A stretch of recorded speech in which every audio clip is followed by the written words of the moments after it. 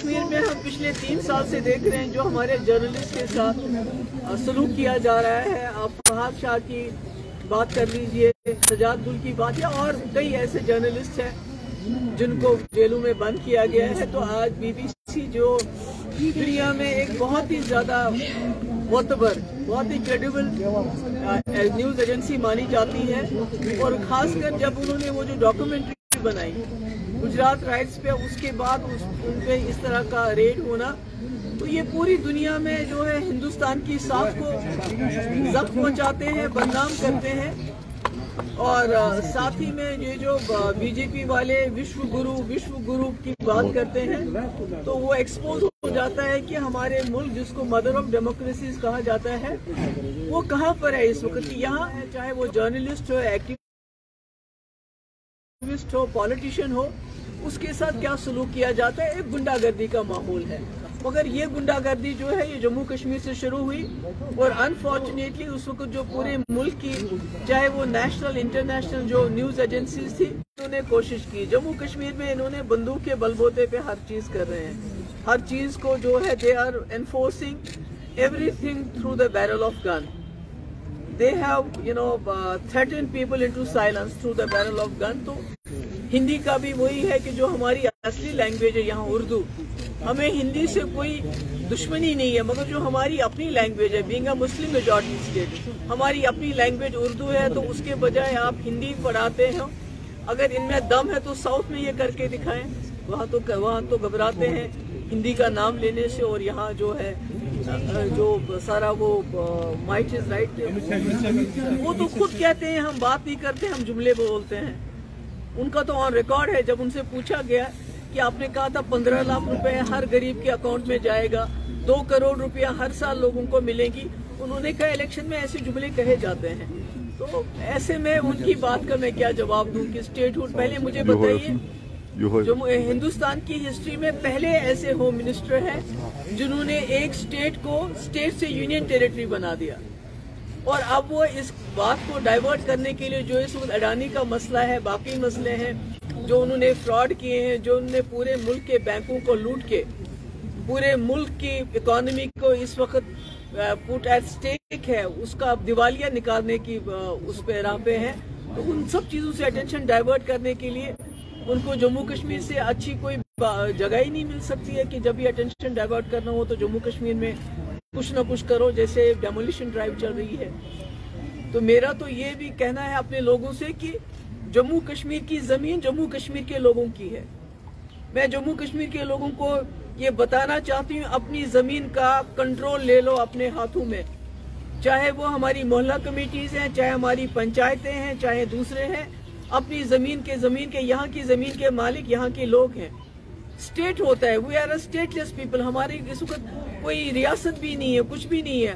तो ऐसे में हमारे मालिक हमारे लोग हैं, और उनको अपनी ज़मीन का जो कस्टडी है अपने हाथ में लेनी चाहिए। इस तरह से वो हमें एनक्रोचर का नाम दे, कि नाजायज़ कब्जे करने वालों का नाम दे। पहले तो एंटी नेशनल बुलाते थे, अब नाजायज़ कब्जावर करके बुलाते हैं।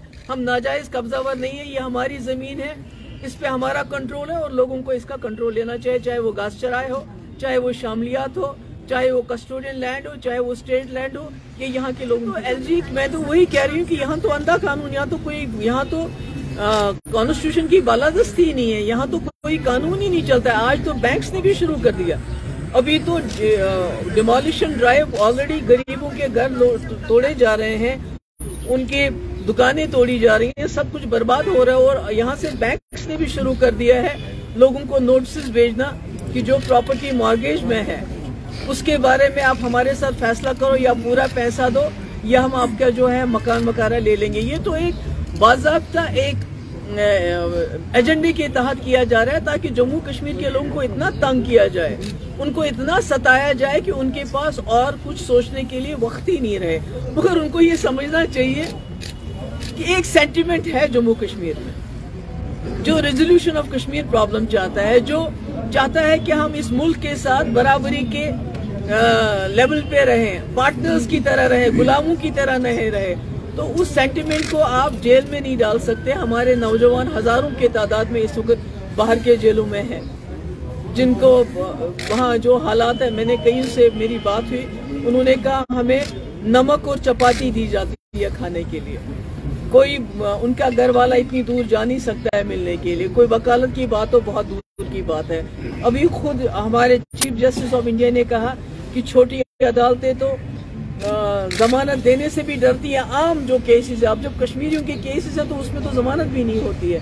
तो ऐसे माहौल में ये और क्या कर सकते हैं, डाइवर्ट करने के बगैर और क्या कर सकते हैं। देख रहे हैं ना आजकल ग्राउंड पे क्या दिखाई दे रहा है। आप पहले दो नौकरियों से लोगों को निकालो, को डाल दो, जर्नलिस्ट को जेल में डाल दो, अब जो रही सही कसर थी वो हमारे घर गिरा के पूरी की जा रही है। किसी और क्या हो सकता है, इससे बड़ी तरक्की उनके लिए और क्या हो सकती है जो शुरू से ही जिन्होंने मुसलमानों के खिलाफ रहते हैं, जो मुसलमानों के खिलाफ आप जहाँ जहाँ देखिए डेमोलिशन, जहाँ दिल्ली में भी हो रही है वहाँ भी किन एरियाज में डेमोलिशन हो रही है, यहाँ भी जो हो रहा है, जम्मू में जो हो रहा है, तो ये किसके खिलाफ हो रहा है। तो ऐसे में ये कहेंगे और जो इनको जो असली एनक्रोचर है अडानी, उसके खिलाफ तो कुछ एक्शन करने की हटाते हैं, चाहे वो हिंदू हो मुसलमान हो, हम उसके खिलाफ हैं।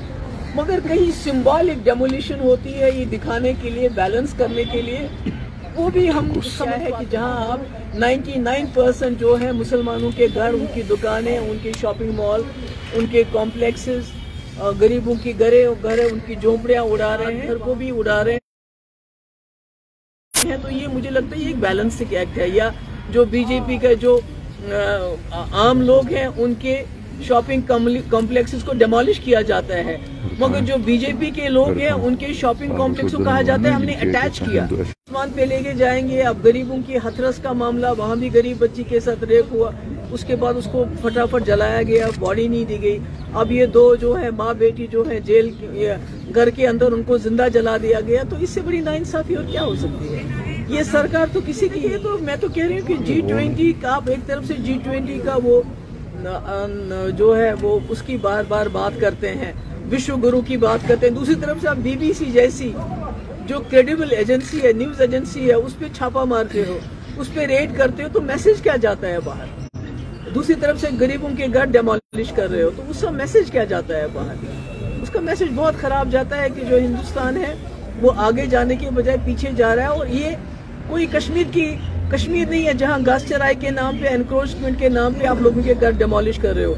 ये BBC है, BBC, जिसकी इतनी क्रेडिबिलिटी है कि दुनिया के किसी कोने में जाइए, एक गरीब आदमी से लेके अमीर आदमी उसकी BBC की मिसाल देते हैं। तो आपने इसके साथ छेड़ा, इसकी कॉन्सिक्वेंसेस हमारे जो मुल्क की जो छवि है उसके लिए बहुत। ये एक चीज चल रही है, इसको जो मैंने पहले भी कहा, जो गरीब लोग हैं जिनके घर उजाड़े जा रहे हैं, जिनके घर डेमोलिश किए जाते हैं, उनके पास एक पर्टिकुलर पार्टी के लोग जाते हैं, उनको कहते हैं आप हमारे साथ मिल लीजिए, हम आपकी जो जमीन है वो रेगुलराइज करवाएंगे। तो ये वही एक टैक्टिक है, क्योंकि जब इनको लगा कि कश्मीरी लोग जो हैं वो हमारे झांसे में नहीं आ रहे हैं, तो अब उनको थ्रेटन करके, ब्लैकमेल करके कि आपका घर गिरा देंगे, आपकी दुकानें गिरा देंगे, अगर आप हमारी पार्टी ज्वाइन करोगे तो आपको कुछ नहीं करेगा।